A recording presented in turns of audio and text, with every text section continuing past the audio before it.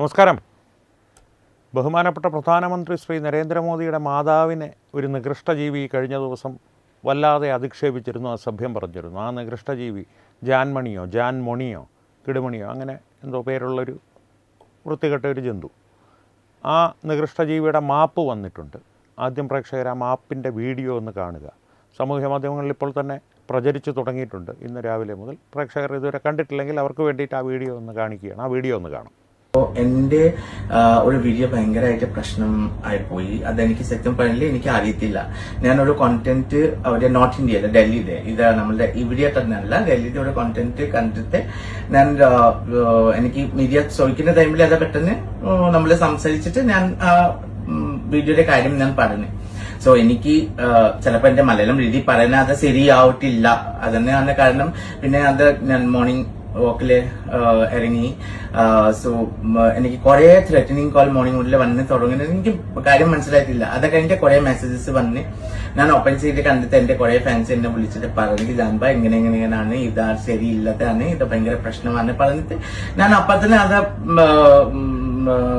Video ഞാൻ എന്താ പറയുന്നത് കൊടുക്കുന്ന ആൾക്കാരൊക്കെ വിളിച്ചിട്ട് ഞാൻ അത് മൊത്തം ഡിലീറ്റാക്കാൻ വേണ്ടി പറഞ്ഞു. പിന്നെ ഞാൻ എന്താ ചെയ്യാൻ എനിക്ക് അറിയില്ല. കാരണം എനിക്ക് കുറെ ത്രെറ്റനിങ് കോൾസ് മീൻസ് കുറെ from Saudi Arabia, Abu Dhabi and from India, from Kerala, from everywhere it was coming. So എനിക്ക് സെക്ടർ പറഞ്ഞ എനിക്ക് ആരൊക്കെ ഹേർട്ട് ആക്കുന്ന വേണ്ടി അല്ല. ഞാൻ ബേസിക്കലി നമ്മളുടെ പി എംക്ക് ഞാൻ ശരിക്കും അത് അമ്മയുടെ വേണ്ടി അല്ല. ഞാൻ I was just asking how come one person can become 3 years pregnant. That's what one question I was asking, not to the Modi ji. That was I'm asking that about this content.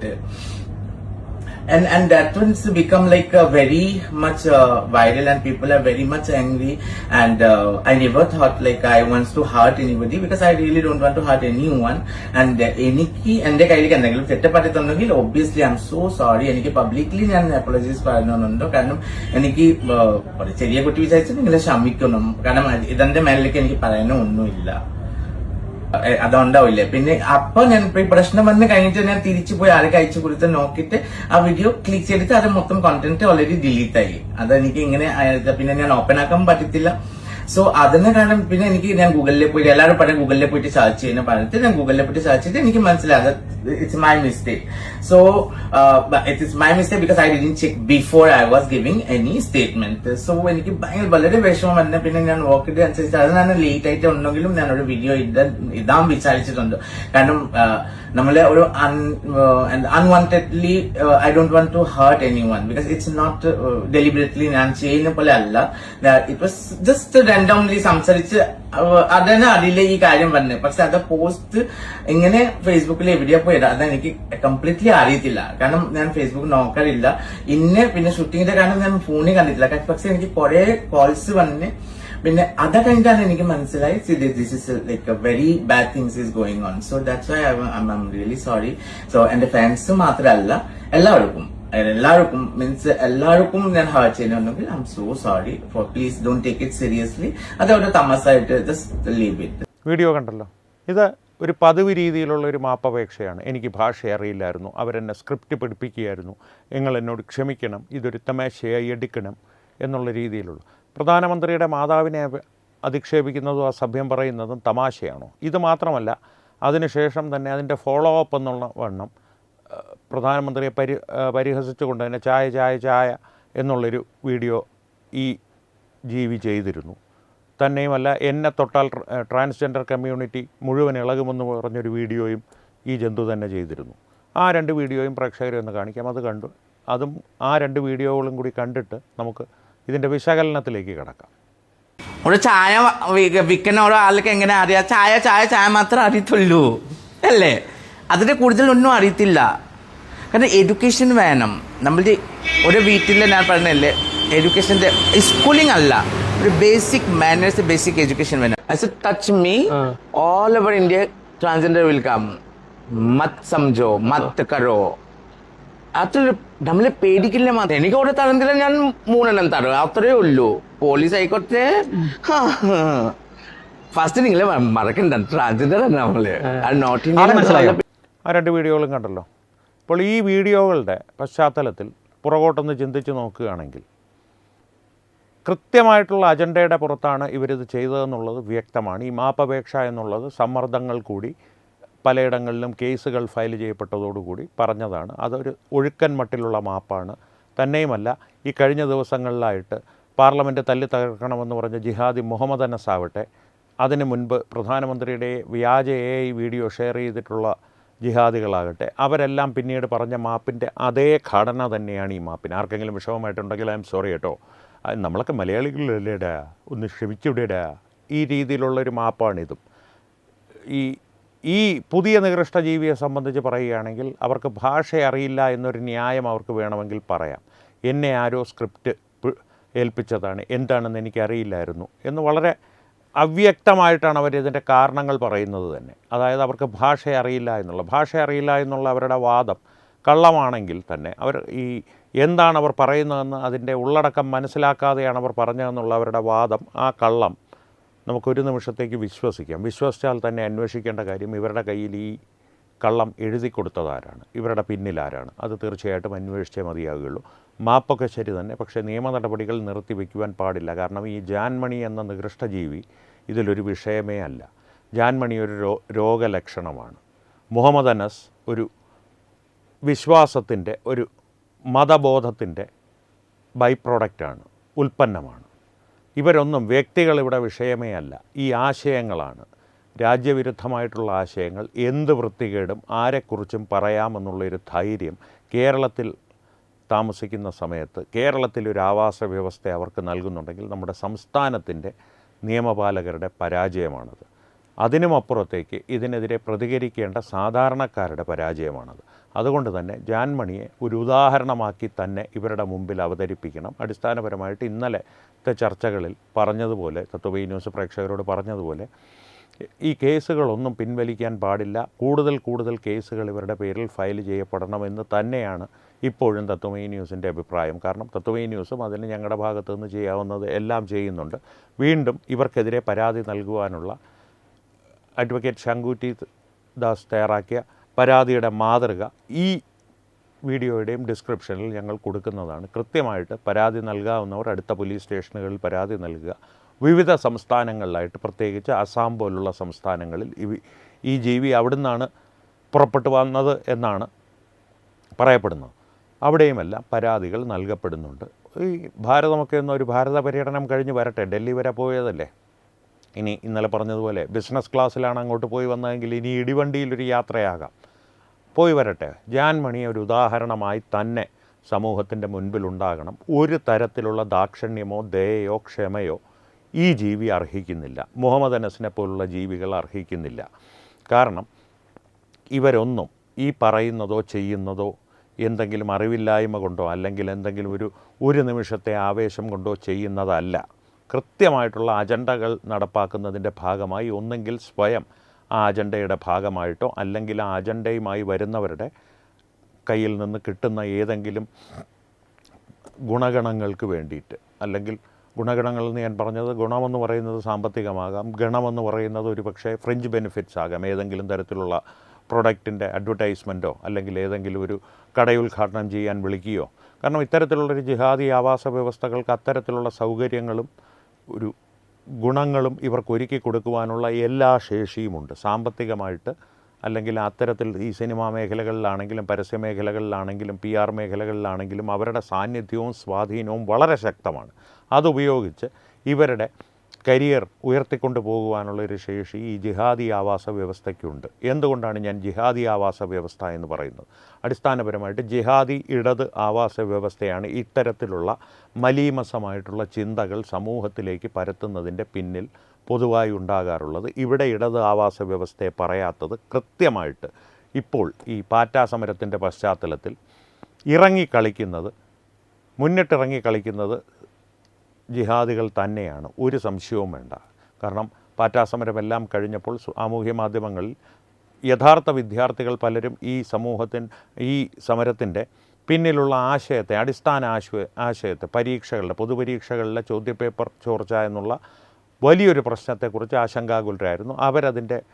അവരുടെ ആശങ്കകൾ പങ്കുവച്ചിരുന്നു. അവരെല്ലാം ഈ സമരം കഴിഞ്ഞതോടുകൂടി ധർമ്മേന്ദ്ര പ്രധാൻ്റെ രാജിയോടുകൂടി സാമൂഹ്യ മാധ്യമങ്ങളിൽ നിന്ന് മറ്റ് വിഷയങ്ങളിലേക്കും അവരുടെ ദൈനംദിന ജീവിതങ്ങളിലേക്കും മടങ്ങിക്കഴിഞ്ഞു. ജിഹാദി ആവാസ വ്യവസ്ഥ മാത്രം ഇപ്പോഴും സജീവമായി നിൽക്കുന്നു. കാരണം അവർ പ്രതീക്ഷിച്ചിരുന്നത് ഇതിനപ്പുറത്തേക്ക് ഉമർ ഖാലിദിൻ്റെ വിടുതൽ, ആർട്ടിക്കിൾ 370 തുടങ്ങിയ വിഷയങ്ങളിലേക്ക് ഈ സമരം കത്തിപ്പടരുമെന്നാണ്. ആ നിരാശ അവരിലുണ്ട്. അതുകൊണ്ട് തന്നെ ഇപ്പോൾ ഇതിൻ്റെ പിന്നാലെ നടക്കുന്ന മുഹമ്മദ് ജുനൈദ് പോലുള്ള, ഇന്നലെ തത്വമൈ ന്യൂസ് തന്നെ പ്രേക്ഷകരോട് പറഞ്ഞിരുന്നു ആ ഒരു അറസ്റ്റിനെ കുറിച്ച്. അതിനെ സംബന്ധിച്ച് വിശദമായിട്ടുള്ളൊരു വീഡിയോയും ഇപ്പോൾ ഞങ്ങൾ ചെയ്തിട്ടുണ്ട്. പ്രേക്ഷകരത് കാണുക. അത്തരത്തിലുള്ള ജിഹാദികളുടെ അറസ്റ്റിനെ സംബന്ധിച്ചുള്ള പ്രശ്നങ്ങൾ ഉണ്ടാക്കുവാനും ഇതുപോലുള്ള രീതിയിൽ പ്രധാനമന്ത്രിയെ അധിക്ഷേപിക്കുവാനും പ്രധാനമന്ത്രിയുടെ ഒരു പ്രതിച്ഛായ ഏതെങ്കിലും തരത്തിൽ ഒന്ന് ഇകഴ്ത്തുവാനും അല്ലെങ്കിൽ ഇടിച്ചു താഴ്ത്തുവാനും വേണ്ടിയിട്ടുള്ള നിരന്തര ശ്രമങ്ങളിൽ ഏർപ്പെട്ടിരിക്കുകയാണ് ഈ ജാൻമണിയെപ്പോലുള്ള നികൃഷ്ട ജീവികൾ. ആ ജിഹാദി അജണ്ടകളുടെ ഭാഗമായി പ്രവർത്തിക്കുന്നവരാണ് എന്നുള്ള കാര്യത്തിൽ ഒരു സംശയവുമില്ല. മുന്നോട്ടുള്ള പോക്കിൽ കൃത്യമായിട്ടുള്ള അന്വേഷണങ്ങൾ ഈ ജാൻമണി ആരാണ് ഈ അജണ്ട ജാൻമണിയെ ഏൽപ്പിച്ചത്. ജാൻമണി പറഞ്ഞതുപോലെ എനിക്കറിയില്ല, എന്നെ ഒരു സ്ക്രിപ്റ്റ് ഏൽപ്പിച്ചതാണ്, എനിക്ക് ഭാഷ അറിയില്ല, എന്നോട് ക്ഷമിക്കണം, ഇതൊരു തമാശയായി കാണണമെന്നൊക്കെ ഇപ്പോൾ പറയുന്നുണ്ടല്ലോ മാപ്പപേക്ഷയിൽ. അതൊന്നും വിശ്വാസത്തിലെടുക്കേണ്ട കാര്യമില്ല. പക്ഷേ അവരെ ആരാണ് ഈ സ്ക്രിപ്റ്റ് ഏൽപ്പിച്ചത് എന്നതിൽ നിന്ന് തുടങ്ങുന്ന അന്വേഷണം അവരുടെ രേഖകൾ കൃത്യമാണോ, അല്ലെങ്കിൽ വേറെ ഏതെങ്കിലും നാട്ടിൽ നിന്ന്, ബംഗ്ലാദേശിൽ നിന്നോ മറ്റേതെങ്കിലും ദാരിദ്ര്യവാസി രാജ്യങ്ങളിൽ നിന്നോ കുടിയേറി വന്നതാണോ തുടങ്ങിയ കാര്യങ്ങൾ, ഇവർക്ക് ഇവിടെ തൊഴിൽ നൽകുന്നതാരാണ്, എന്താണ് അവരുടെ സാമ്പത്തിക സ്രോതസ്സ്, ഈ കാര്യങ്ങളിലേക്കെല്ലാം അന്വേഷണം നീളുവാനുള്ള സംവിധാനങ്ങൾ കഴിയുന്ന രീതിയിൽ ഒരുക്കുവാൻ BJPയും യുവമോർച്ചയും മറ്റ് രാഷ്ട്രീയ കക്ഷികളുമായിട്ട് നേരിട്ട് ബന്ധമൊന്നുമില്ലാത്ത ദേശീയവാദികളും ഒരുപോലെ ശ്രമിച്ചുകൊണ്ടിരിക്കുകയാണ്. അവരോടും കൂടിയാണ് അപേക്ഷ. നിർത്തരുത്, ഇതിനൊരവസാനം കണ്ടേ സംഗതികൾ അവസാനിപ്പിക്കാവൂ. അതായത് ജാൻമണിയുടെ കാര്യത്തിലൊരു തീരുമാനമാക്കിയിട്ട് സംഗതികൾ അവസാനിപ്പിക്കാവൂ. അതിനും അപ്പുറത്തേക്ക് മുഹമ്മദ് അനസിനെ പോലുള്ളവരുടെ പേരിലും കേസുകൾ ഇപ്പോൾ പലത് രജിസ്റ്റർ ചെയ്യപ്പെട്ടിരിക്കുന്നു. പക്ഷേ കേരളത്തിൽ ഇത്തരത്തിലുള്ള കേസുകൾ രജിസ്റ്റർ ചെയ്യുന്നത് ഒരു വിധത്തിലും ഫലപ്രദമാകുമെന്നുള്ള യാതൊരു ധാരണയും നിങ്ങൾ വെച്ച് പുലർത്തരുത്. എനിക്ക് ആ ധാരണയില്ല. കേരളത്തിന് പുറത്താണ് ഈ കേസുകൾ നടക്കേണ്ടത്, ഇത്തരത്തിലുള്ള FIRകൾ ഫയൽ ചെയ്യപ്പെടേണ്ടത്. ഏതെങ്കിലും തരത്തിൽ ഒരു പ്രശ്നം അല്ലെങ്കിൽ തമ്മിൽ കൂട്ടിമുട്ടുന്ന ഒരവസ്ഥ ഈ FIRകൾക്കുണ്ടാവുകയാണെങ്കിൽ കേരളത്തിന് പുറത്തുള്ള ഏതെങ്കിലും ഒരു സംസ്ഥാനത്തിൻ്റെ കാര്യത്തിൽ തീരുമാനത്തിലെത്തുക. ഈ പരാതി കൊടുത്തവരെല്ലാം തമ്മിലൊരു ആസൂത്രണം വേണം. ഏതെങ്കിലും ഒരു ഘട്ടത്തിൽ ഒരു സംസ്ഥാനത്തേക്ക് മാത്രം മാറ്റുക, അല്ലെങ്കിൽ സുപ്രീം കോടതി എല്ലാം കൂടി കേരളത്തിലേക്കാക്കൂ, ജാൻമണിക്ക് സൗകര്യം കേരളത്തിലാണ് എന്ന് പറഞ്ഞ് ചിലപ്പോൾ ഒരു വാദം മുന്നോട്ട് വയ്ക്കുവാൻ സാധ്യതയുണ്ട്. ഉത്തർപ്രദേശിലോ ആസാമിലേക്കോ മാത്രമായിട്ട് ഇതിനെ ചുരുക്കിക്കൊണ്ടുവരിക. പരാതികൾ രാജ്യം മുഴുവനൊന്നും സന്ദർശിച്ച് വരട്ടെ. കാരണം ഈ ജിഹാദി ആവാസ വ്യവസ്ഥ അടുത്തത് ചെയ്യാൻ പോകുന്നത് ഈ FIR എല്ലാം റദ്ദ് ചെയ്യണമെന്ന് പറഞ്ഞ് ഹൈക്കോടതിയെ സമീപിക്കുകയോ അല്ലെങ്കിൽ സുപ്രീം കോടതിയെ സമീപിക്കുകയോ ചെയ്യും. പക്ഷേ ഇത്രയും രൂക്ഷമായ ഭാഷയിൽ ഭാരതത്തിൻ്റെ പ്രധാനമന്ത്രിയെ അധിക്ഷേപിച്ചൊരു വ്യക്തിക്ക് അവരുടെ പേരിലുള്ള FIR ഘോഷ് ചെയ്യാൻ ഏത് കോടതിയാണ് ഉള്ളിൽ എന്ത് ആക്ടിവിസം ഉണ്ടെങ്കിലും ധൈര്യപ്പെടുക എന്നുള്ളതും നമുക്ക് കണ്ടറിയേണ്ട ഒരു കാര്യമാണ്. അതും സമൂഹത്തിന് വളരെ കൗതുകകരമായൊരു കാഴ്ചയായിരിക്കും. ആ ജഡ്ജി ആരാണ്, അല്ലെങ്കിൽ ആ ബെഞ്ചിലുള്ള ജഡ്ജിമാരാരാണ്, ന്യായാധിപന്മാരാരാണ് എന്നുള്ളതും സമൂഹം അറിഞ്ഞിരിക്കേണ്ട കാര്യം തന്നെയാണ്. അത്തരത്തിലുള്ള പല വെളിപാടുകൾക്കും വെളിച്ചപ്പെടലുകൾക്കും ഈ കേസ് ഉപകരിക്കണം. അതിനു വേണ്ടിയിട്ടായിരിക്കണം പ്രവർത്തനം. ജാൻമണി എന്ന നികൃഷ്ട ജീവി ഒരു പ്രശ്നമേ അല്ല. പക്ഷേ ആ നികൃഷ്ട ജീവി യാതൊരു തരത്തിലുള്ള ദയയും ദാക്ഷിണ്യവും ക്ഷമയും മാപ്പും ഒന്നും അർഹിക്കുന്നില്ല. കൃത്യമായിട്ട് പ്രധാനമന്ത്രിയുടെ മാതാവിനെ, അതും സ്വർഗസ്ഥയായ മാതാവിനെ അസഭ്യം പറയുക എന്നുള്ളത് അക്ഷന്തവ്യമായ തെറ്റ് തന്നെയാണ്. പ്രധാനമന്ത്രിയെ നിങ്ങൾക്ക് എതിർക്കാം, അദ്ദേഹത്തെ വിമർശിക്കാം, അദ്ദേഹത്തിൻ്റെ രാഷ്ട്രീയത്തെ വിമർശിക്കാം. ഒരു പരിധി കൂടി കടന്ന് അദ്ദേഹത്തെ വ്യക്തിപരമായിട്ട് ഇഷ്ടമല്ലെങ്കിൽ നരേന്ദ്രമോദിയുടെ വസ്ത്രധാരണം എനിക്കിഷ്ടമല്ല, അല്ലെങ്കിൽ നരേന്ദ്രമോദി എനിക്കിഷ്ടമല്ല, അതിന് കാരണമൊന്നും ബോധിപ്പിക്കേണ്ട കാര്യമില്ല, നരേന്ദ്രമോദി എനിക്കിഷ്ടമല്ല, ഇത്തരത്തിലുള്ള അഭിപ്രായങ്ങളൊക്കെ നിങ്ങൾ പറഞ്ഞോളൂന്നേ. വ്യക്തിപരമായിട്ടുള്ള അധിക്ഷേപങ്ങൾ, ബോഡി ഷേവിംഗ് എന്നൊക്കെ ഇപ്പോൾ പൊളിറ്റിക്കൽ കറക്റ്റ്നെസ് എന്നൊക്കെ പറയുന്നുണ്ട്. അത്രയും പോലും പറയുവാനുള്ള സ്വാതന്ത്ര്യം പലർക്കും ഞാൻ വ്യക്തിപരമായി അനുവദിച്ചു കൊടുക്കാറുണ്ട്. പക്ഷേ അതിനപ്പുറത്തേക്ക് ആ വ്യക്തിയുടെ മാതാവിനെ, ആ വ്യക്തിയുടെ കുടുംബാംഗങ്ങളെ അധിക്ഷേപം പറയുക, അസഭ്യം പറയുക, അതും ഇന്നേ വരെ ആർക്കും ഒരു ദ്രോഹവും ചെയ്യാത്തൊരു സ്ത്രീ, ഒരു മകനെ നന്നായി വളർത്തി, തൻ്റെ മക്കളെ നന്നായി വളർത്തുവാൻ വേണ്ടി ജീവിതം മുഴുവൻ കഷ്ടപ്പെട്ട് ഒടുവിൽ സന്തോഷവതിയായി ഈ ലോകം വിട്ടുപോയ സ്വർഗസ്ഥയായ ആ സ്ത്രീയെ ഇത്ര നീചമായ ഭാഷയിൽ അധിക്ഷേപിക്കുന്ന ഒരു നികൃഷ്ട ജീവി മാപ്പർഹിക്കുന്നില്ല എന്നുള്ളത് തന്നെയാണ് വസ്തുത. അതിനപ്പുറത്തേക്കോ ഇപ്പുറത്തേക്കോ ഒരു ചോദ്യത്തിനും സംവാദത്തിനും ഈ വിഷയത്തിൽ ഇടമില്ല. അതുകൊണ്ട് തന്നെ പറയുന്നു, കേസുകൾ തുടരട്ടെ. ജാൻമണി ഭാരതമൊക്കെ ഒന്ന് ചുറ്റിക്കണ്ടു വരട്ടെ. ജാൻമണിക്ക് പിന്നിലുള്ളവർ വെളിച്ചപ്പെട്ട് വരട്ടെ. കാര്യങ്ങൾ കൂടുതൽ വ്യക്തത വരട്ടെ. കാര്യങ്ങൾക്ക് ആ വ്യക്തത വരുന്നതോടുകൂടി ഇത്തരത്തിലുള്ള ആളുകൾ ഇനി ഇത്തരത്തിലുള്ള ആഭാസത്തരം കാണിക്കുവാൻ ഇറങ്ങുന്നതിന് മുമ്പ് ഒരു വട്ടമെങ്കിലും ഒന്ന് ചിന്തിക്കണം, രണ്ടാമതൊന്ന് ആലോചിക്കണം, മൂന്നാമതും ഒന്ന് ആലോചിക്കണം. അത്തരത്തിൽ വേണം ഈ കാര്യങ്ങൾ അവസാനിപ്പിക്കാൻ എന്നുള്ളതാണ് എൻ്റെ വ്യക്തിപരമായിട്ടുള്ള അഭിപ്രായം. ഈ വിഷയങ്ങളിൽ ഒരു 2-3 വിഷയങ്ങളുണ്ട് ഇതിൽ. ജാൻമണിയിൽ തുടങ്ങിയെങ്കിലും ഈ അധിക്ഷേപങ്ങൾ, ജിഹാദി ഇടതാവാസ വ്യവസ്ഥ, ഇനി ഒരുപക്ഷെ കോടതികളുടെ മുൻപിലേക്ക് ഈ കേസ് എത്തുമ്പോൾ ഉണ്ടാകുന്ന പ്രതികരണങ്ങൾ, ഇവയെല്ലാം സംബന്ധിച്ച് പ്രേക്ഷകരുടെ അഭിപ്രായങ്ങൾ തീർച്ചയായും കമൻറ്റുകളിലൂടെ ഞങ്ങളുമായി പങ്കുവയ്ക്കുക. ഒപ്പം വീഡിയോ ലൈക്ക് ചെയ്യുക, പരമാവധി ആളുകളിലേക്ക് ഈ വീഡിയോ എത്തിക്കുവാനായി ഷെയർ ചെയ്യുക. ഏറ്റവും പ്രധാനപ്പെട്ട കാര്യം, തത്വമയി ന്യൂസിൻ്റെ യൂട്യൂബ് ചാനൽ നിങ്ങൾ ഇതുവരെ സബ്സ്ക്രൈബ് ചെയ്തിട്ടില്ലെങ്കിൽ തീർച്ചയായും സബ്സ്ക്രൈബ് ചെയ്യുക. അപ്പോൾ ഈ വിഷയത്തിലും മറ്റു വിഷയങ്ങളിലും സംവാദങ്ങളും നിയമ നടപടികളും തുടരട്ടെ. വീണ്ടും കാണാം. നന്ദി, നമസ്കാരം.